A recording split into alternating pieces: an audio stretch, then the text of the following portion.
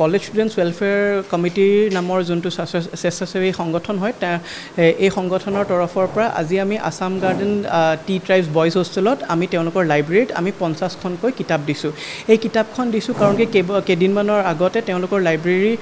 অগ্নিকাণ্ড এটাৰ কাৰণে ভস্মপুত হৈছিলে আৰু এতিয়া যেতিয়া পুনৰ নিৰ্মাণ হৈছে তেতিয়া সেই লাইব্ৰেৰীটোত যাতে আমি এটা সৰু মানে এটা আমি তেওঁলোকৰ পুনৰ নিৰ্মাণ কৰাত সহায় কৰিব পাৰোঁ সেইকাৰণে আজি আমি এই অনুষ্ঠানটো আমি ইয়াতে সংযোজিত কৰিছোঁ অনুষ্ঠানত আমাৰ সংগঠনৰ পিনৰ পৰা আমাৰ সংগঠনৰ সম্পাদক আনন্দিতা শৰ্মা তাৰ লগতে